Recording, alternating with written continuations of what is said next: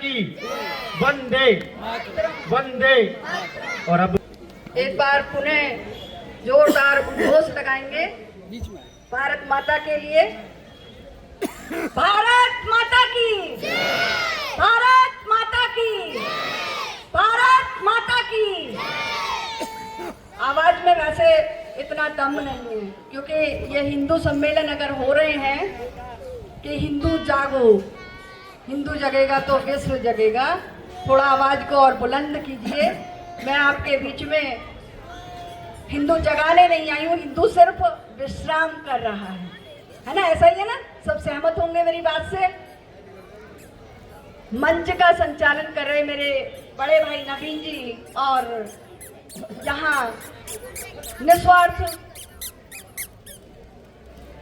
100 वर्षों का इतिहास आपके सामने चरितार्थ करते निस्वार्थ भाव के साथ संघ जो आपके बीच में लगा हुआ है कि देश एक हो, उसी के निमित्त ये सम्मेलन हो रहे हैं, आप सभी जानते हैं। लेकिन मैं ये बताना चाहती हूँ कि ये सम्मेलन करने की जरूरत क्यों पड़ रही है, और हिंदू सम्मेलन ही क्यों? जगह जगह की हिंदू एक होगा तभी राष्ट्र बचेगा, ऐसा क्यों? ऐसा भाव क्यों उत्पन्न हो रहा है? ये पहले से क्यों नहीं? तो इसके पीछे मूल कारण क्या है, मैं यही बात बताना चाहूंगी आपको कि जिस भारत को हम अखंड करने के लिए निकले हैं, वो खंड खंड तो पहले से ही है, और उस छोटे से खंड में, उस भारत के नक्शे में आप कहीं फिट हो रहे हैं, ये बहुत बड़ी बात है। इसी सनातन धर्म को जागृत करने के लिए हम यहाँ पर एकत्रित हुए हैं।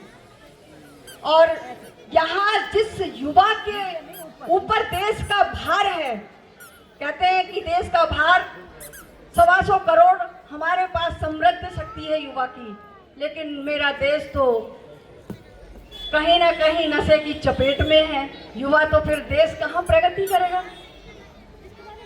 लेकिन फिर भी इसका जो भार था वो हमारी मातृशक्ति पर था, और मातृशक्ति के अंदर जो ज्वाला थी, ऊर्जा थी, वो कहीं और लग रही है। इसी को मैं बताने के लिए आपके बीच में उपस्थित हूँ।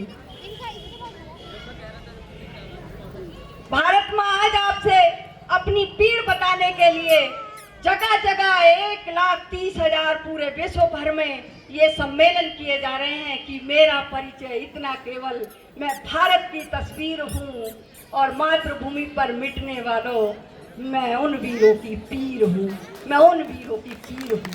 आप उन शहीदों की इस जो आज आप इस तरह से बैठे हुए हैं, उन शहीदों के ऋणी हैं। आप ऋण नहीं उतार सकते। आप लोगों ने अपना अतीत जी लिया, वर्तमान भी जी लिया, लेकिन क्या आपने सोचा है कि अपने बच्चों के भविष्य के लिए हम क्या कर रहे हैं? जिन बहनों को अपने बच्चों को संस्कार देने चाहिए थे, जिन बहनों को सनातन संस्कृति को जागरूक रखना चाहिए था, वो ऊर्जा तो मेरी बहनें रील बनाने में लगी हुई हैं, नंगे नाच नाच रही हैं। क्या ये मेरे देश की संस्कृति थी? आप सहमत हैं बहनें?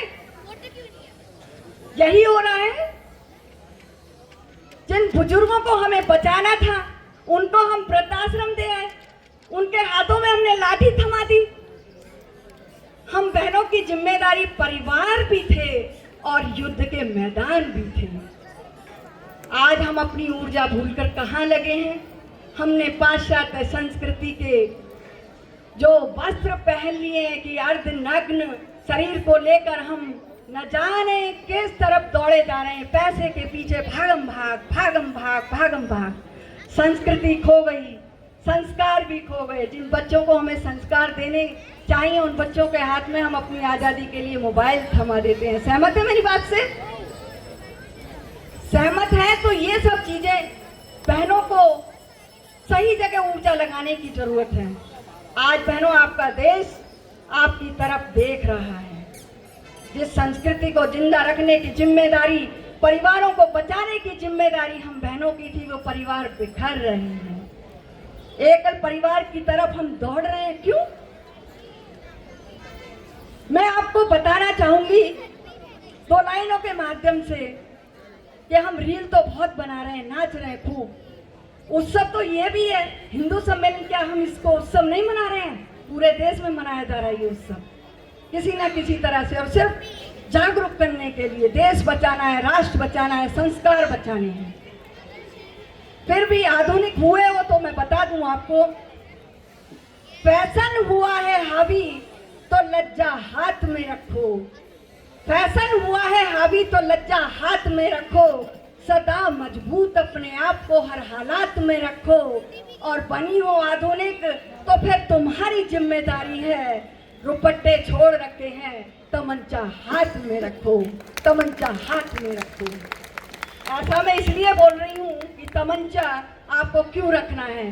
जब बहन साक्षी मलिक के चाकू ठोक कर हत्या कर दी जाती है तो एक हिंदू खड़ा नहीं होता। अगर उसको शस्त्र चलाना आता और शास्त्रार्थ वो पड़ी हुई होती तो वो अपनी जान की रक्षा कर सकती थी, जिस तरह से रानी लक्ष्मीबाई ने की थी। आज तो कोई रानी लक्ष्मीबाई, दुर्गाबाई कोई नहीं, मुझे नजर नहीं आती। अगर आपने किसी भी तरह से, जब मुझे दर्द होता है कि जब हमारे इस तरह से पिक्चर बनाए जाते हैं और लोग उस पर गंदे गंदे कमेंट्स करते हैं, सिर्फ हम फॉलोअर्स बढ़ा रहे हैं, अपनी गंदी मानसिकता को उनको परोस रहे हैं और वो हम पर हंस रहे हैं, और फिर भी हम फॉलोअर्स बढ़ाने में लगे। वो आपके काम नहीं आएंगे। आपके काम आपके बच्चों को दिए हुए संस्कार आएंगे। जिस संस्कृति को आप बचा लोगी तो आपका सनातन भी बच जाएगा, आपका धर्म भी बच जाएगा, जिसको बचाने की जरूरत है। अभी मीरा आर्या ने स्वतंत्रता आंदोलन में सुभाष चंद्र बोस जी की फौज में शामिल होकर बताया था कि देश के लिए कैसे काम करती थी, और उन्होंने खुद ही अपने पति को सुभाष चंद्र की बोस आंखों के आगे मार दिया, गोलियों से भून दिया उनको। जब अंग्रेजों को पता लगा कि ये सुभाष चंद्र बोस की जासूस थी तो उनके दोनों स्तन काट दिए गए और उन्हें नग्न कर चौराहे पर छोड़ दिया गया। लेकिन उन्होंने तो न राष्ट्रभक्ति छोड़ी, न संस्कार छोड़ा, और अपने धर्म और देश के लिए वो मिट गई। ऐसी बहनों की आपकी जरूरत है। आज देश को वीरांगनाओं की जरूरत है, लक्ष्मीबाई की जरूरत है, अहिल्याबाई की जरूरत है, जीजाबाई की जरूरत है। आज बहनें गर्भ धारण करती हैं तो पिक्चर किसकी लगाती हैं? शाहरुख खान की। किसकी लगाती हैं? सलमान खान की। अरे आपके आदर्श तो अपने माता पिता होने चाहिए, भगवान होने चाहिए। मंच के पास जिस तरह से अभिमन्यु ने गर्भ में ही चक्रव्यूह को भेदना सीख लिया था, ऐसी शिक्षा मेरी बहनों के अंदर होनी चाहिए, ताकि गर्भ में ही हमारे शिशु पले तो वो युद्ध छेदन कर सके, चक्रव्यूह भेद सके। ऐसी शिक्षा उनकी होनी चाहिए। अभी आपने देखा कि पुलवामा में बहनों का धर्म पूछ पूछ कर उनकी मांगों से सिंदूर मिटा दिया गया। सभी वाकिफ हैं इस बात से? मेरी बात को हाँ और ना कह के समर्थन करें। सभी वाकिफ हैं? तो अपने बच्चों को धर्म सिखाएं। अगर आप शास्त्र नहीं पढ़ोगे तो अपना अस्तित्व खो दोगे, और अगर शास्त्रार्थ नहीं करोगे, शस्त्र नहीं चलाओगे तो अपनी संस्कृति खो दोगे। ये जिम्मेदारी बहनों की है। जिस तरह से पहलगांव में बहनों का सिंदूर मिटाया गया, तो उन्हीं बहनों ने, अगर वो पढ़ी लिखी भी थी और मिसाइल चलाना जानती थी, तो उन्होंने दुश्मन के घर में घुसकर ही जश्न मनाया। किस तरह से दुनिया को भारत का यह गान सुनाया है हमने, दुनिया को भारत का यह गान सुनाया है हमने, दुश्मन के घर में घुस करके ही जश्न मनाया है हमने। और बहनों को धर्म पूछकर बहनों का सिंदूर मिटाया था तुमने, उसी मिटे हुए सिंदूर को बारूद बनाया है हमने। बारूद बनाया है हमने। अरे इन आतंकी ताकतों पर भारत की खुददारी अड़ती है। जहां बॉर्डर पर व्योमिका और सोफिया जैसी नारी लड़ती हैं, पहलगांव का बदला लेकर हमने तुमको बता दिया चुटकी भर सिंदूर की कीमत कितनी भारी पड़ती है। चुटकी भर सिंदूर की कीमत कितनी भारी पड़ती है। आज मेरी बहनें लव जिहाद का शिकार हो रही हैं। भाई साहब विषय ले लीजिए, मुझे भेजा गया है, 2 मिनट और दीजिए, मैं चली जाऊंगी। बहनें लव जिहाद का शिकार हो रही हैं। रिलेशनशिप जो हमारे देश का कॉन्सेप्ट ही नहीं था, पाश्चात्य संस्कृति ने हमें इतना भोनापन परोसा है कि हम उसके आदी होते जा रहे हैं। और वक्तव्य आया था पीछे कि एक कथावाचक जी थे, उन्होंने बोला कि बहनें टेस्ट ड्राइव करती हैं। ये सत्य है। जो रिलेशनशिप में जाती हैं, अगर उनको रखेल कहते हैं तो ऐसा ही होता था। इस बात से दूर क्यों भागती हैं बहनें? रिलेशनशिप का कॉन्सेप्ट मेरे भारतीय समाज और संस्कृति में नहीं था। हमारे यहाँ तो सूर्य सावित्री सप्तशती में लिखा हुआ है कि विवाह जन्मों जन्मों का बंधन होता था। और आज एक छोड़ दूसरा बॉयफ्रेंड, दूसरा नहीं तो तीसरा, तीसरा नहीं तो चौथा, यही चल रहा है। संस्कार कहाँ से आएंगे? और माँ बाप भी उससे सहमत होते हैं। मैं कई बार थाने में ऐसे केस देखती हूँ, और जब देखती हूँ तो पता लगता है कि किस तरह से बहनों की मानसिक विकृति दूषित हो चली है। किस ओर जा रहे हैं हम? हमारा देश किस ओर जा रहा है?